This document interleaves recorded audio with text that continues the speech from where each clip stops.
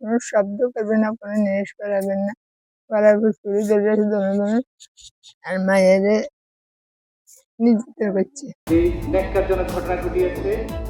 নিরাপত্তার শেষ আশ্রয় যেখানে নিজের ঘর, সেই ঘরেই ঘটেছে এক ভয়াবহ ঘটনা। গভীর রাতে মাকে বেঁধে রেখে প্রতিবন্ধী মেয়েকে ধর্ষণের অভিযোগ উঠেছে এক প্রভাবশালী যুব নেতার বিরুদ্ধে।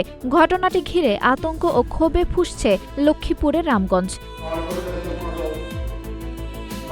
এ ঘটনার অভিযুক্তকে গ্রেপ্তার ও দৃষ্টান্তমূলক শাস্তির দাবিতে মানববন্ধন অনুষ্ঠিত হয়েছে। রবিবার বিকেলে নয়নপুর সরকারি প্রাথমিক বিদ্যালয়ের সামনে এলাকাবাসীর উদ্যোগে অনুষ্ঠিত মানববন্ধনেতে স্থানীয় লোকজন, ভুক্তভোগী পরিবার, বিভিন্ন সামাজিক সংগঠনের প্রতিনিধিরা অংশ নেয়।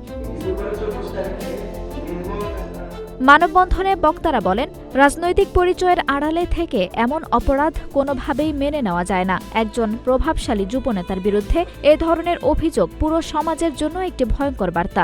বক্তারা অবিলম্বে অভিযুক্তকে গ্রেপ্তার করে দ্রুত বিচার আইনে দৃষ্টান্তমূলক শাস্তির দাবি জানান। আপনারা যদি এই ঘটনার সুষ্ঠু তদন্ত এবং বিচার কার্যক্রম না করাতে পারে, এই নয়নপুর মানুষ তার বিচার নিশ্চিত করবে। শাস্তির ব্যবস্থা করার জন্য বিনীত আহ্বান জানাচ্ছি। স্থানীয় সূত্র জানায়, গত 25 ডিসেম্বর গভীর রাতে রামগঞ্জ উপজেলা 4 নম্বর ইচ্ছাপুর ইউনিয়নের নয়নপুর গ্রামের শাহজাহানের বাড়িতে চুরির উদ্দেশ্যে প্রবেশ করে অভিযুক্ত লিমন ও তার সহযোগীরা। এ সময় তারা ঘরের মালিকের স্ত্রীকে হাত পা বেঁধে রেখে তার প্রতিবন্ধী মেয়েকে ধর্ষণ করে বলে অভিযোগ রয়েছে। এ ঘটনায় এলাকায় চাঞ্চল্যের সৃষ্টি হয়েছে। লিমন যে ঘটনা করছে, বিগত দিনে সে ছাত্রলীগ ছিল, তার নির্যাতনের কারণে নয়নপুরের মানুষ কেউ সুস্থ থাকতে পারে নাই।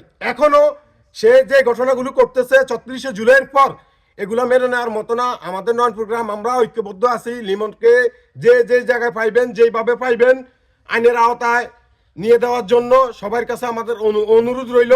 আরে বাঁধে কম্বল টম্বল গড়ি দিয়েছে, কম্বল দিয়ে গড়ি দিয়ে কোনো শব্দ করবে না, কোনো জিনিস করাবেন না।